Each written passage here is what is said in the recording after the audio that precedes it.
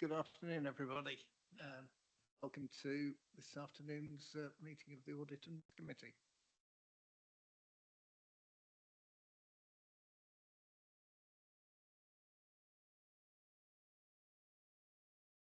First item, minutes of the last meeting. May I sign those as a true and fair?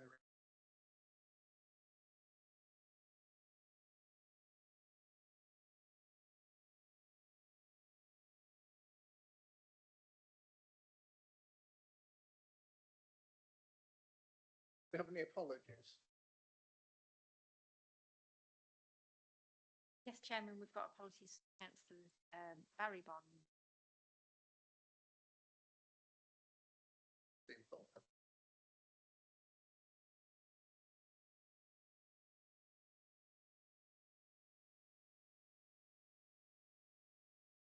Item 3, declarations of interest.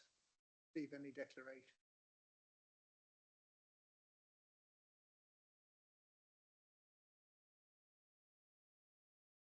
Code of practice on good governance, local authority, statutory. Page 3 of your.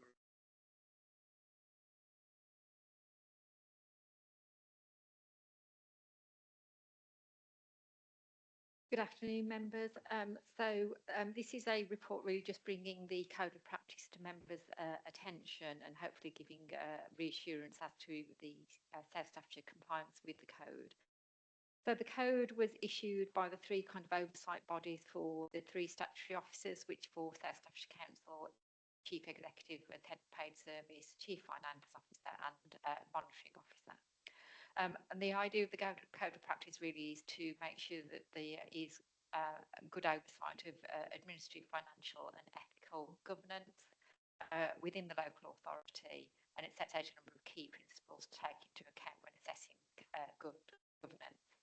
I'm pleased to report, members, that having reviewed the code, there are no major non-compliance issues identified within South Staffordshire, and I can give assurance that we are currently compliant with the main recommendation and the main standards within the code. So as mentioned, there's the three statutory officers: the Head of Paid Service, which is the Chief Executive, the Chief Finance Officer, which is the Director of Finance and Section 151 Officer, and then the Monitoring Officer, which is Director of Governance. The code is set out in full at Appendix 1 to your report, members, just bringing to your attention a few of the main points. One of the key phrases used throughout the code is the idea of a golden triangle, and that is that those three officers that I've just mentioned should sit together on the senior leadership team and should make sure that they achieve the good outcomes with regard to governance, both administrative, financial and ethical governance. So those three officers should have a seat at the top table, which is another phrase used in the code, and obviously, as members will be aware here, we do have that. So those three officers are all part of our corporate leadership team and involved in those decisions across the board at an early stage. As members may be aware, also from the many press reports where there have been failures, unfortunately, at other authorities, where there's been kind of the bankruptcy of local authorities reporting. That is often the case that those reports make reference to the fact that the statutory officers do not have a seat at top table and have not been involved in those early discussions and having that corporate oversight.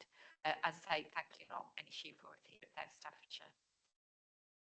So I reviewed the code and the requirements of the code in respect of engagement between officers and audit are complied with. There's a strong culture of openness and integrity here. Functions are adequately resourced with deputies for both the monitoring officer and the 151 officer in place. And there's a robust decision-making procedures. However, I'm not saying that we have everything absolutely perfect at South Staffordshire, and there are always improvements to be made. So what I am proposing with member support is that I undertake a comprehensive review of the code and formulate an action plan as necessary to ensure that that the code is complied with as fully as possible. And if there are any small areas of improvement, then pick up those as part of the action plan. That action plan would be reported back to this committee and also Standards and Resources Committee, which obviously picks up on the governance side of things. So members, the recommendation is that members note the code of practice and the council's compliance with the main provisions, and secondly, that you support the proposal for a full review of the code and development of an action plan as necessary. Chairman. Thank you for that. Anyone like to comment or any questions? Quite straightforward. Everybody in favour of those recommendations? Okay.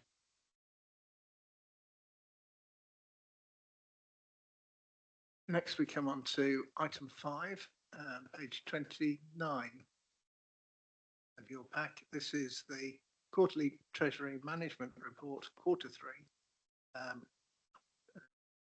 John, to take us through it. Thank you.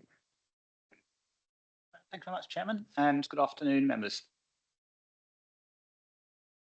Members will be familiar by now with the quarterly Treasury reports we bring to committee, being a requirement of the Treasury Management Strategy Statement, and members will also recognise the upcoming Treasury Management Strategy Statement later on the agenda this afternoon. Of course, the report is the update of how we're progressing against that Treasury Statement, and also providing members the reassurance that the constraints that you effectively impose upon the officers are, in practice, never breached. The main dynamic, as always, within the quarterly statements is how we're achieving on interest raised from the balances that we've invested. Paragraph 3.3 of the report details at the time of writing the report interest rates of 4.75% base rate, and that we had, with those base rates and the interest rate, we're able to achieve our balances accordingly. With the excess balances we've had, overachieved against our budget during the third quarter, 225k against the 170k budget.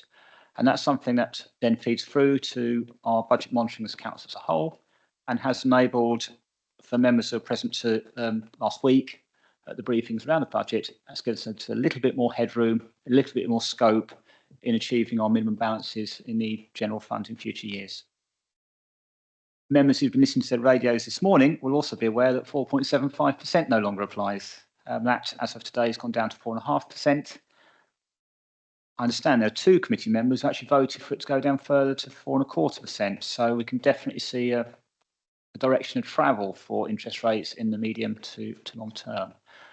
Again, I can reassure members that our budgetary projections in future years have long been recognising the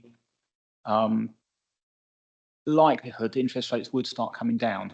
So whilst it's good news this year we've overachieved against those balances, we haven't been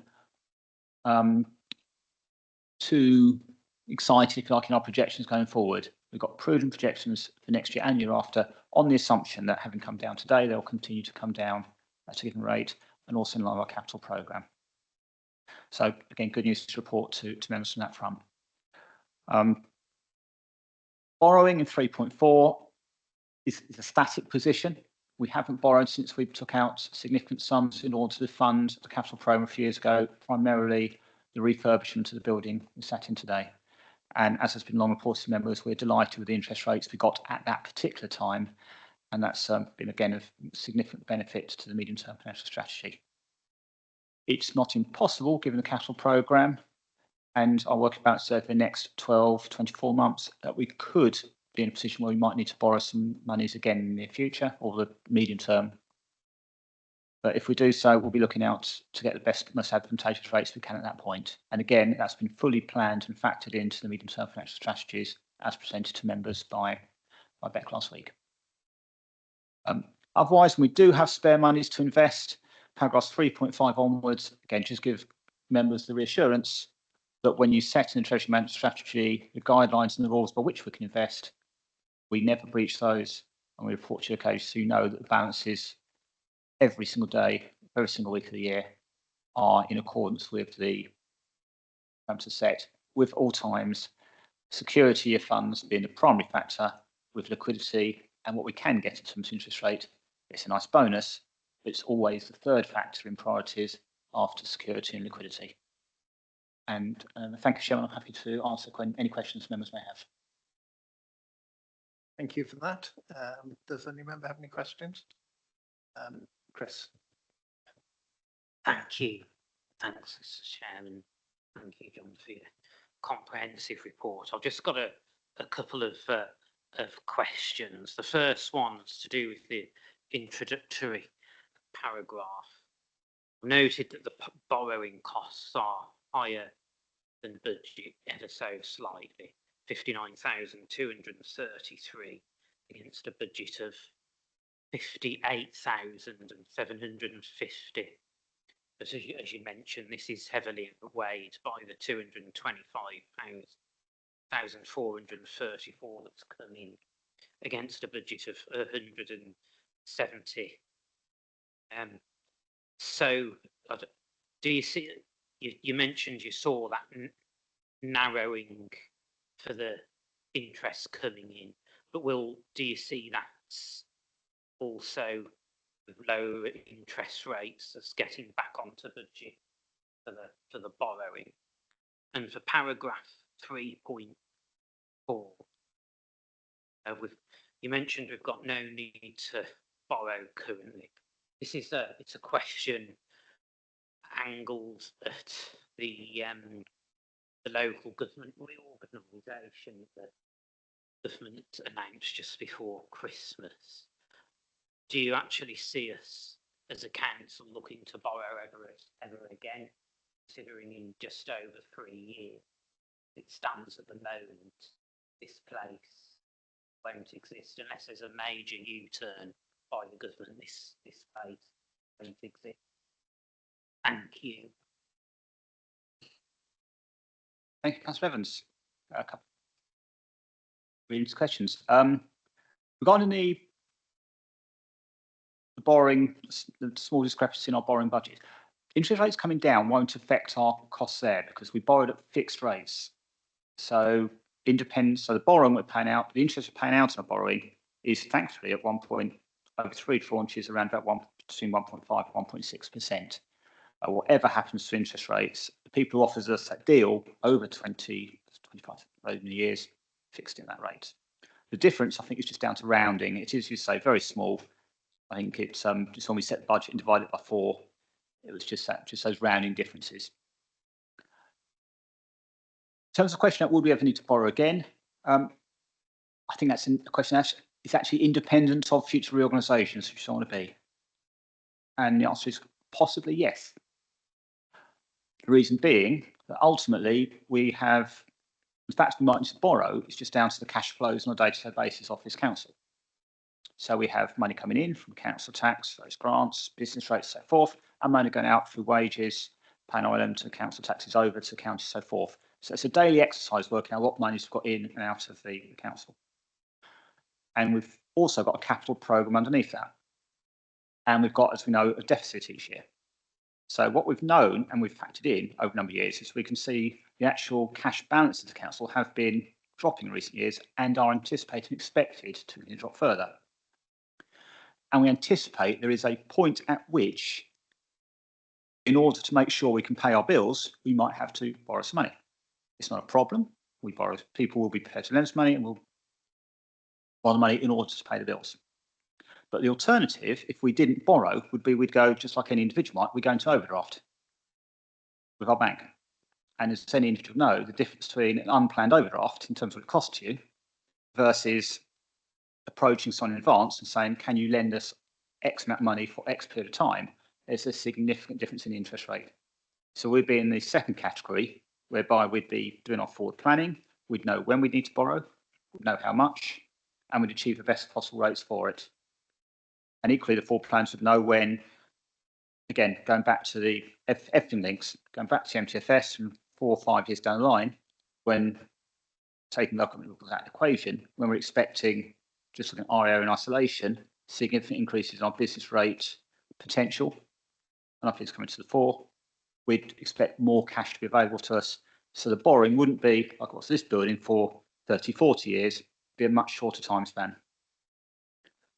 But where your two questions link, going back to the first, if interest rates are coming down, that's good news if there is a point in the future where we might have to go out for some fresh new borrowing. If interest rates are a bit lower then than they are now, we'll be able to, again, secure that short-term borrowing at a better rate, with a lower cost, than would otherwise be the case.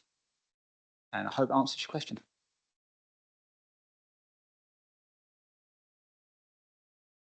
Any other questions?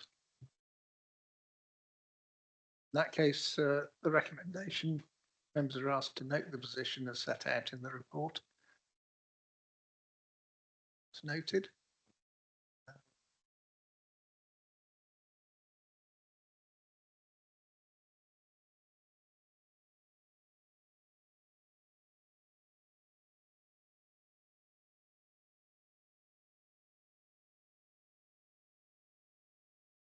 Next is item 6, internal audit progress report.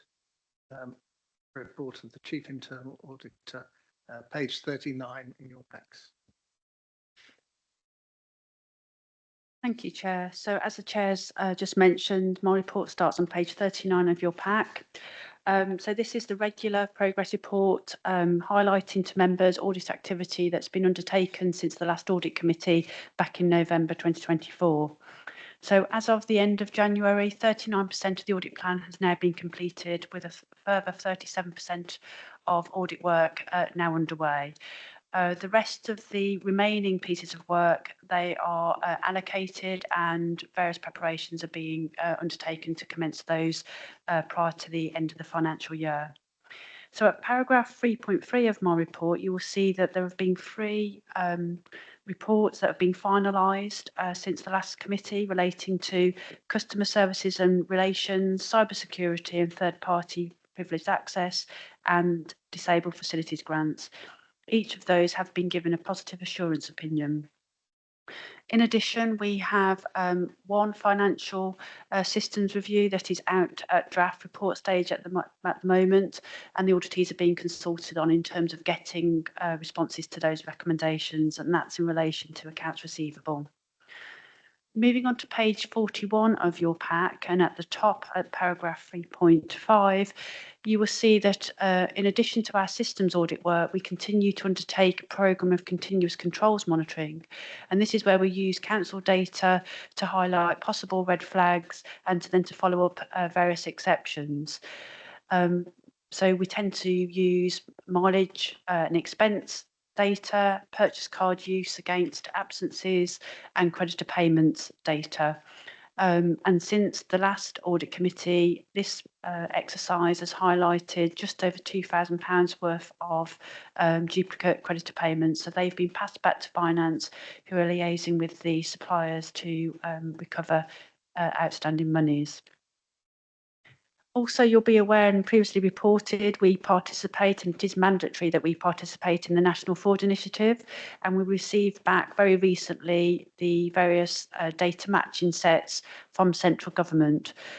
So towards the latter part of the financial year, we will be looking at those reports and triaging those to see our approach to undertaking the potential investigations of those matches, obviously using our resources wisely and doing our own risk assessment as part of that process.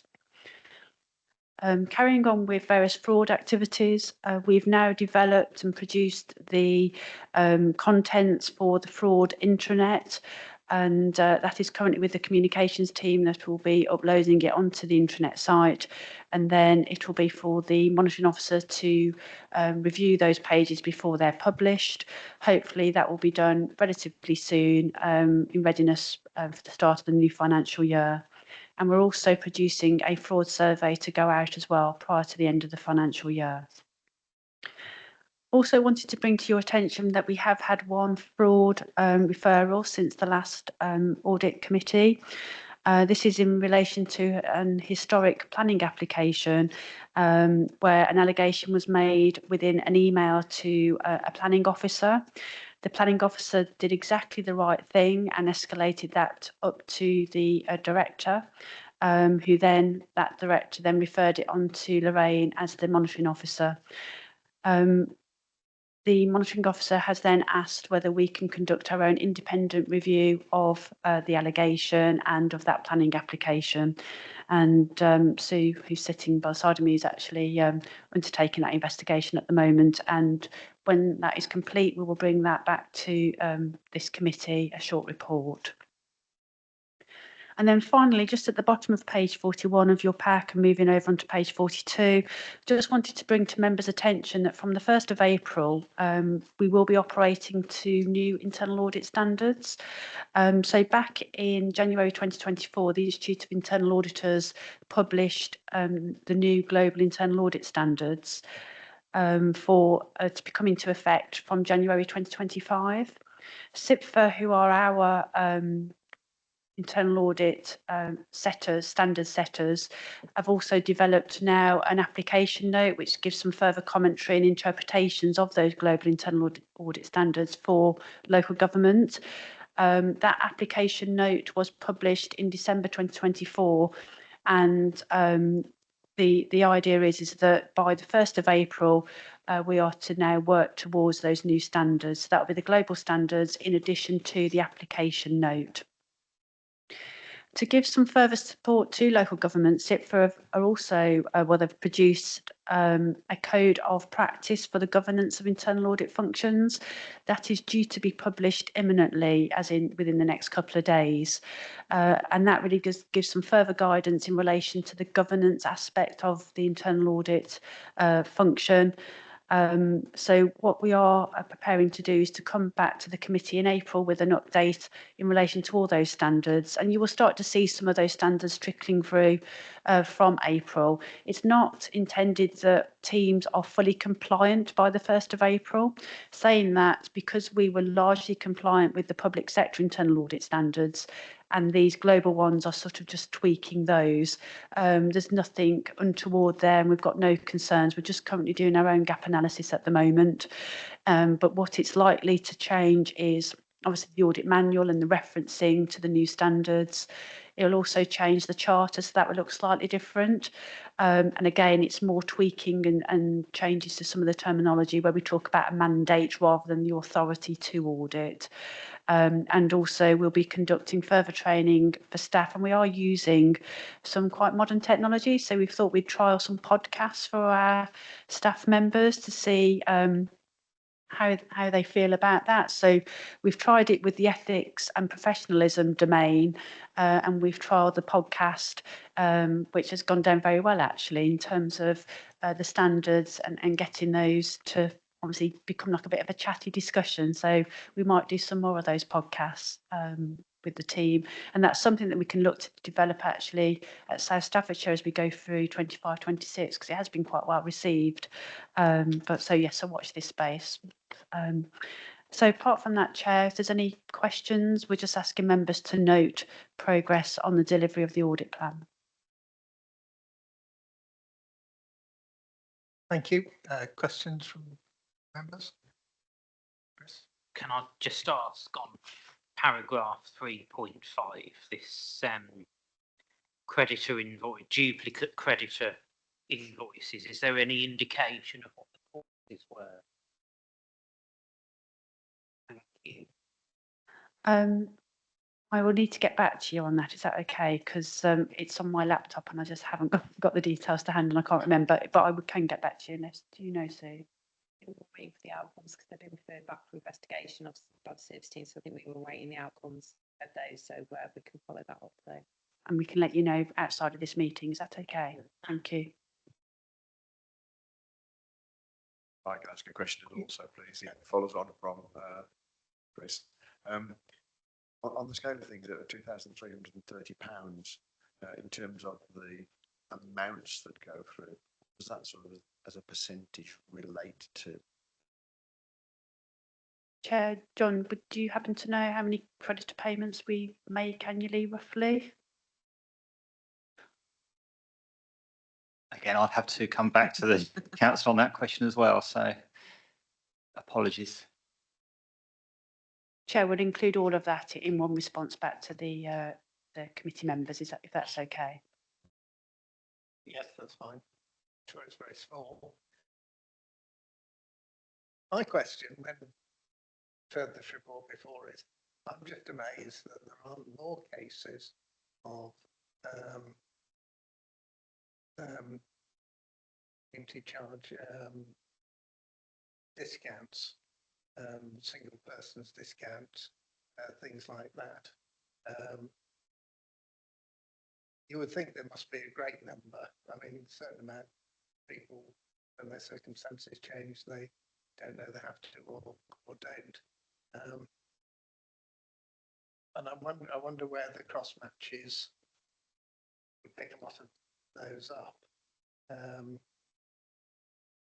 In a way, the fact we found £2,000 is great, because I'm sure some little glitch that the accounts will pick up on, but it's to say we're doing very well.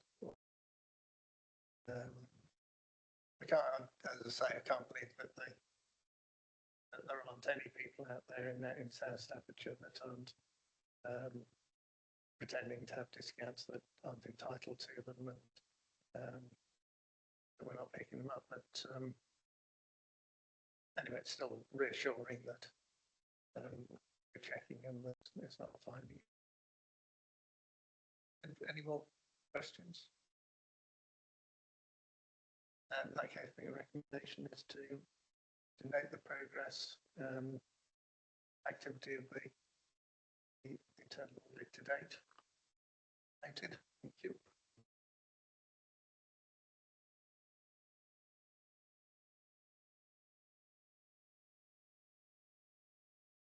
Item number 7, Treasury Management Strategy and Prudential Indicators. Page 43 of your pack. And both of you. John, over to you, John. Thank you, Chairman. If I might introduce by first of all thanking those members who were able to attend the virtual training that we offered on Treasury Management just before Christmas. If the intention of that training very much was that yourselves as members would feel better able to understand the Treasury Management Statement, because I think this is not just for this committee, but I think across all the various papers that any council presents to its members, I think the Treasury Management Statement is one of the most technical and hardest to penetrate. So fingers crossed, you'll benefit from a training and there'll be some sharp, pertinent questions coming back to me. The officer says, well, that ultimately it'll be full council approves the Treasury Management Strategy Statement. They'll do so on the recommendation of this committee if it so desires. And nothing to highlight, I'll bring up a few key paragraphs, but fundamentally, this is not a changed report from previous years. There's no change in direction or change in strategy in terms of how we've adopted our Treasury management over a number of years. As mentioned, a few key elements to pull out that numbers may become increasingly familiar with. In section 2.2 of this report, the table under the following CFR projections that Audit Committee are asked to recommend to full council. The top line of capital financing requirement is one of the most important lines in our overriding financial strategy we have as a council. In effect, what that means, it's all the capital expenditure that has not yet been paid for by the general fund of the council. So again, members will be familiar with how Beck talks at length about the general fund every time she presents a medium-term financial strategy. When we invest in our capital expenditure, taking this building as an example, we don't pay for that there and then with the general fund. But ultimately, we will over a period of time.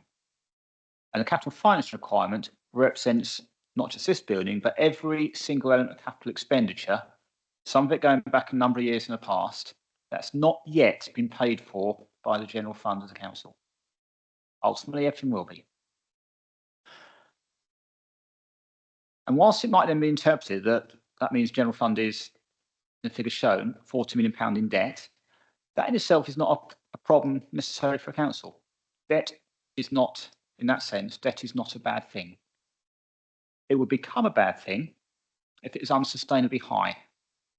And if as a council we felt we couldn't service that debt, either in terms of the interest payments we're making or the minimum revenue provision payments, which will come to in a second, to pay off the balances of those.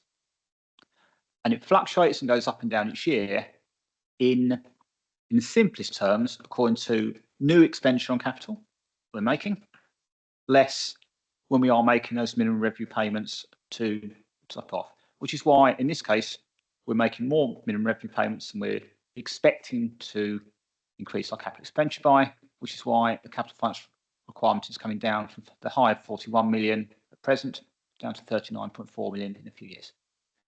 The fact is on a sort of broad even line, hopefully gives members the confidence to talk about that it's sustainable and we're able to service it.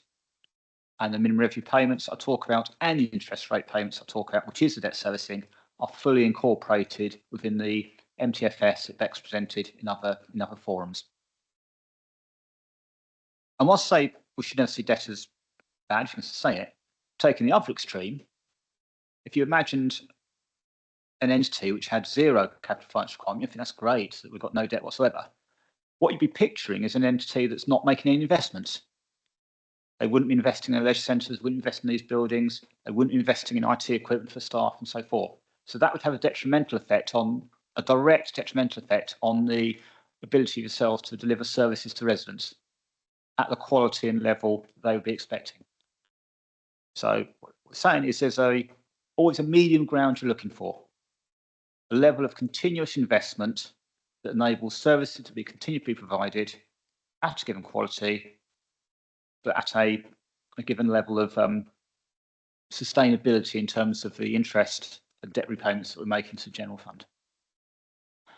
And when we recommend to yourselves the operational boundaries of 43 million, we're making that recommendation with that in mind.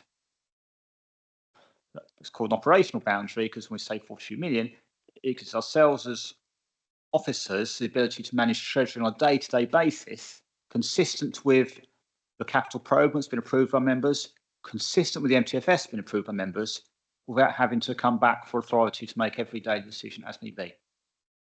But it gives yourselves as members a comfort. Nevertheless, we've got a ceiling to that.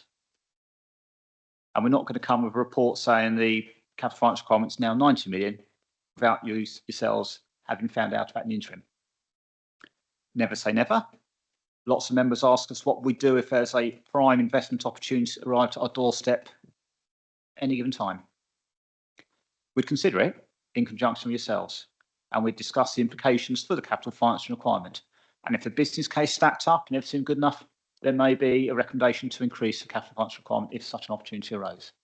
Again, you've got the comfort that wouldn't happen with yourselves blinded. By setting an operational limit of 43 million, you know anything that we determine and think might be a good idea that would breach those limits, we wouldn't be able to do so without subsequent approval and agreement from yourselves as members. And the other important part is section 2.5, the minimum revenue provision statement. So when I say there's repayments made against the general fund for the historical borrowing, the capital finance requirement, there are different options that are available to councils in terms of how much they repay. We've always adopted the approach in the bullet point. We base it on the estimated life of the assets. So in simple terms, an asset we think that will last for 15 years, we repay it in chunks across the course of 15 years. Again, we think that gets the balance right. You're not putting too much strain too soon on general fund by paying it off quicker than you need to. But equally, you're not incurring borrowing upon borrowing, which is what you do if you find you've got to replace an asset after 10 years and you're sort of repaying it over 20, then you've got 10 years effectively repaying for two assets. So we think the estimated life is an appropriate and prudent way to repay our MRP. Whilst I say there's options, there's often very marginal difference in the options. And to draw a rough analogy, I sometimes think if you switch some change between the ones for short-term gain, I think it's almost like if people are sort of stuck in a motorway queue in 3 lanes and you're trying to move into what you think perceived to be the fastest moving lane, but it rarely gets you to the destination any quicker. I think that's an analogy of how if you try to chop and change the MRP, it wouldn't necessarily work for you. And equally, MRP is one of the areas, as members will be familiar with when we had a statement of accounts approved, it's one of the areas that our external auditors look at. And I think there's a merit in consistency as well. I think if you're trying to chop and change too much, I think it just raises little doubts in the auditors' minds that what are they trying to gain by change and so forth, which is why we recommend to yourselves as members of the MRP. The other key elements of the aspects that members asked to recommend, again, things you'll be familiar with in terms of setting limits. Going back to if you like when we lend money to various entities, we do so, to repeat because it's so important, with the security of the council's money is at the forefront of our thinking. The fact we can then get hold of money quickly is still very important. So liquidity is our second in the priority. And whilst we're very grateful we can make good yields and good returns and help the MTFS, that's the third priority. We sacrifice that happily as long as we know we can get money when we need it and the money is not going to disappear if a entity goes bankrupt or we've got money invested in it.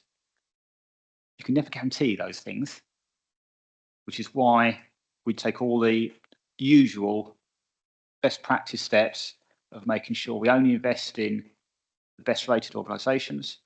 We spread our investments such it's not everything in one organisation, and we limit the time periods we invest in particular organisations for, and all within standard best practice in terms of our investing.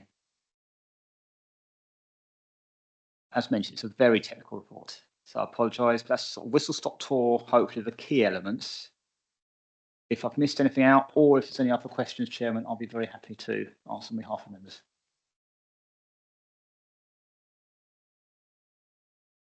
If that, we'll find out. Any questions?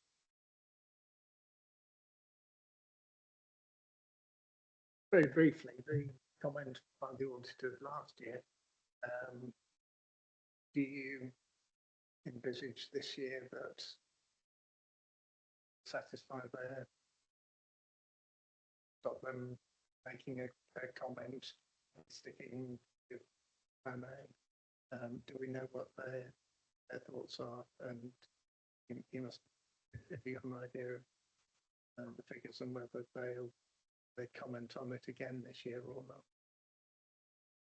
not. Thanks, Chair. To members of those who weren't here when the statement of accounts was approved, the auditors did a very quick calculation, and they, I think, saw our MRP. They said it was low considering the level of our capital financing requirement, but I think it's only marginal. It's something like they had a little trigger point if it's below 2%. They raised it as a query, and we were about 1.8. And what we internally saw was how our MRP was budgeted to increase over the next few years, and you can see our capital finance requirement is due to come down. So we've got an expectation that just without doing anything differently, we're expecting us to at least get closer to not being in breach next year. Our MRP expectation for this year has come down a little bit. Again, our capital accounting is all detailed work. Some delays in the capital process and forth have meant our MRP isn't going to be quite as large this year as we thought it might be. So I'm not going to sit here definitively and say we're not going to be in breach again, Councillor. It might be close. But again, those members present, we did receive a very strong audit report in the round. If in 9 months' time, that is the only comment they have to make, and again, the broader picture, we're Section 141, debt assessment fund, we're very happy that the debt is serviceable at the levels we're putting down. We don't see, whilst they've raised it as a query, and I think that's the tone in which they raised it, I think we can push back saying, you know, we note the query, but we can see the long-term projections. We're happy we're servicing our debt appropriately, and we're not causing ourselves any problems. So I think it's, if it is raised, I think we can push back. It's not an issue that's causing us any concerns, but I won't guarantee this committee that they won't raise the same issue again. They might, but I think we can cover it if they do. In any case, it's going in the right direction. Thank you for that. Let's check the resolution.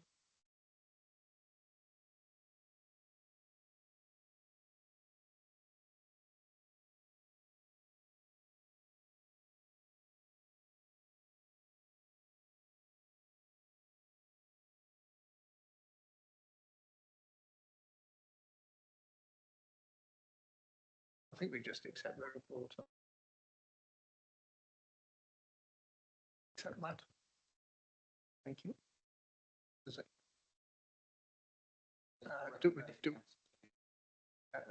I'll find the recommendation, just a minute. Technology.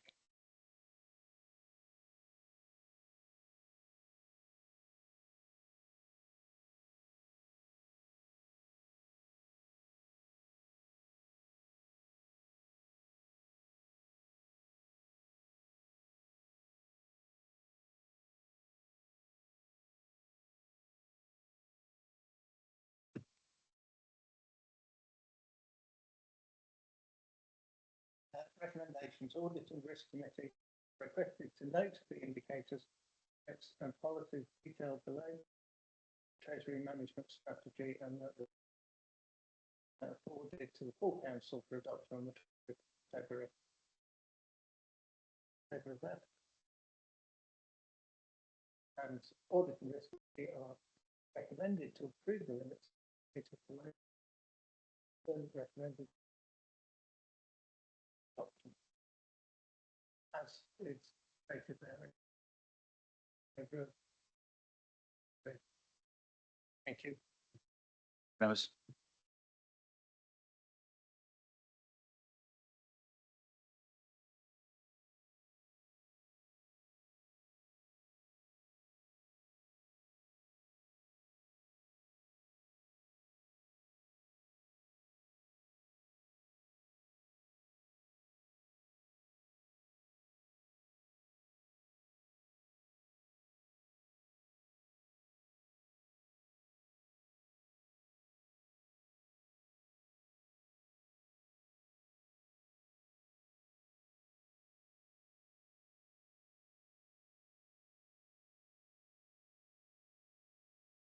Sorry, just bear with me.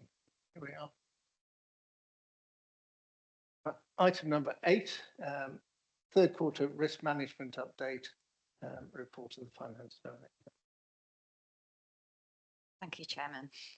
Yes, this report sets out the Q3 risk management update for the committee. The main summary is that there isn't much of an update since last quarter. We reported to you a number of strategic risks and operational risks. Majority of scoring on those risks has stayed the same between last quarter and this quarter. One of the strategic risks around partnership working has slightly increased in terms of score, mainly as a result of one of our main partners closing down and the impact that that has had. Other than that, in terms of our strategic risks, there haven't been any other changes in scoring. However, in terms of our strategic risks, we are expecting that when we come to you to report Q4, there will be most likely new risks around the devolution white paper that was announced at the beginning of January, and the risks that that then creates for the council. So although things have been relatively stable over the last 2 quarters, we are expecting next quarter there will be more updates for you. In terms of operational risks, one of our operational risks has reduced since the last quarter and it's now below the 12, so it's not reported in this update for you. That one relates to a failure to protect the natural environments and deliver biodiversity. And the reason that the risk has reduced on that is because we have now had a completed air quality study, which has confirmed that there are no adverse air quality impacts from new developments. So it's meant that we've been able to reduce the scoring on that one. We do have another operational risk that we are going into closed session to discuss. But other than that, the recommendation is for committee members to note the report, and I'm happy to take any questions. Thank you for that. Did you have a question? Just a quick one, Rebecca. The partner that we have has ceased business. Can we move that into private? Are you happy to talk about that? Thank you.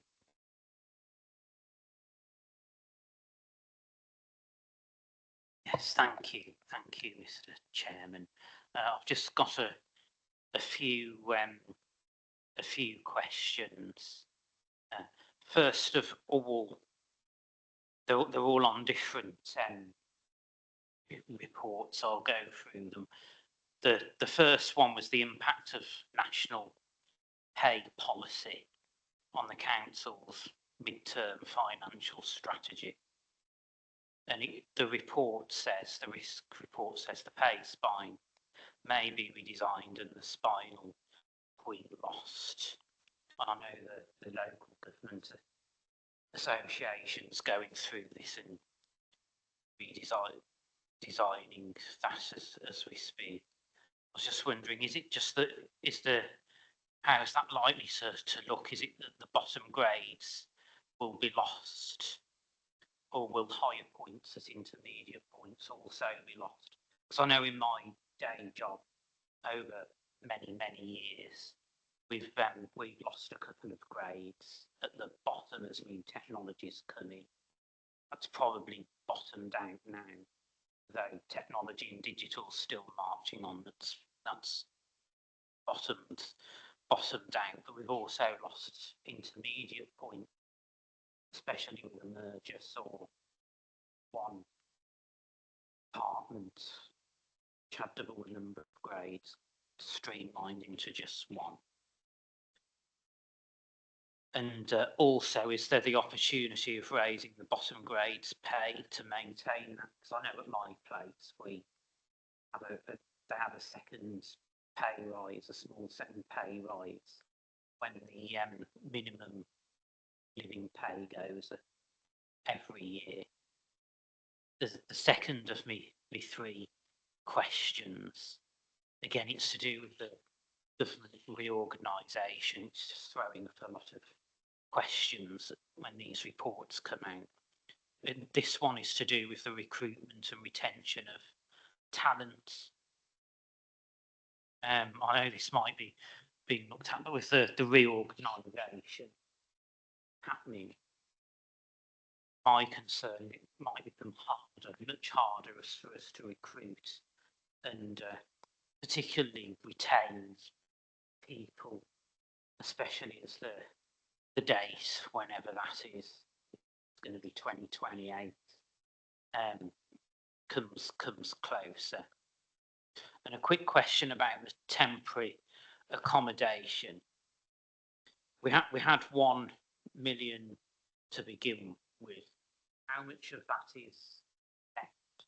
I know that's high risk that we might run out of properties, and as a consequence, we might run out of our 1 million reserve. Thank you. Thank you, through you, Chairman. So on the pay policy, our HR colleagues are working through the implications of that at the moment. So I'm not able to tell you what that will mean. But I think one of the concerns from the impact on the MTFS is that the higher those bottom grades are increased, it erodes the headroom then between higher grades, and then you end up increasing them all, which is obviously an additional cost to the MTFS as a whole. So that's really what that risk is around.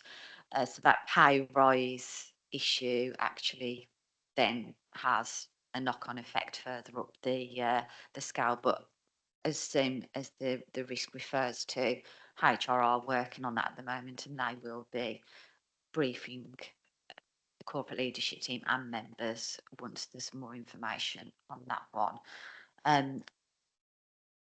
Government reorganisation, yes, as I mentioned when I was presenting the report, recruitment and retention is one of those risks that is highly likely to increase when we come to Q4 and report on that, because obviously the white paper was only announced in January, so that will be incorporated into our review when we come to the end of March. But yes, I would expect that would be a risk that will increase, because there will be increased uncertainty in the sector, which inevitably will affect recruitment and retention of staff.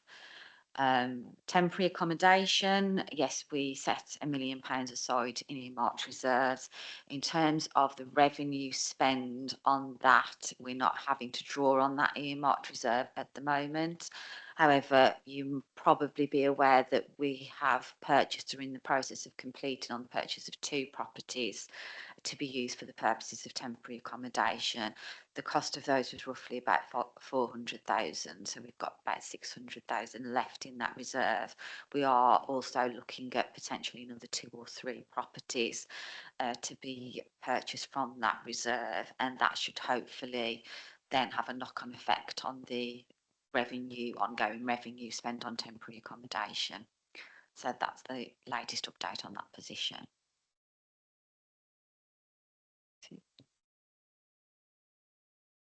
Can I ask a follow-on question from Chris there? The 2 properties that have got about 400,000, I know where they are. That seems to be going on for quite some time, and I thought we'd have got to the stage that actually being purchased, being refurbished, and they're sort of being utilised now. Haven't got any information on that at all. Through you, Chair. Yes, I think they are close to completion now, according to the last update that I had. I've not had an update for a couple of weeks or so, so I can go back and get another update for you on that one.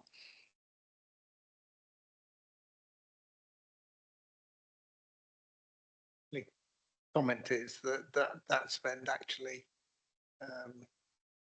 we still own the assets of the houses, I presume, therefore. So there is a risk element to the capital expenditure. Finding money, it's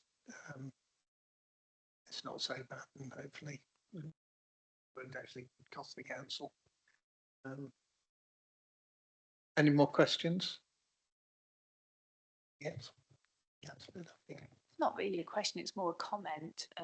Looking through the different risks, I noticed that a lot of the red RAG rated ones are because of the recent central government change in policy, and a lot of those places you're lacking information, aren't you? And it's really is very much out of your hands and a risk you can't control, which you did allude to in your report, of course, that should hopefully become clearer as we go on. So it's how we cope, isn't it, when we get the information? So not a question, just a note really that the world's changing quite rapidly around us, isn't it?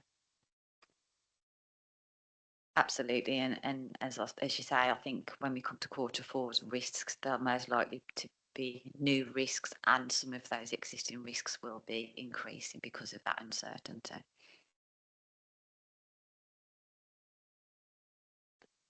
Even if nothing's been decided yet and it's not part of our policy, it becomes a risk straight away.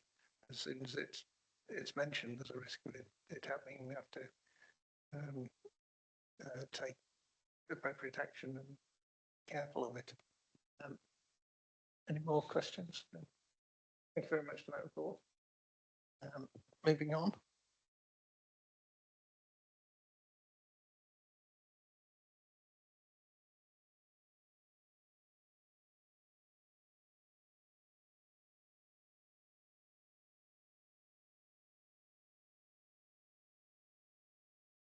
Yes.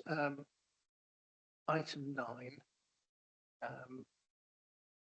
I can read out we're going into private session.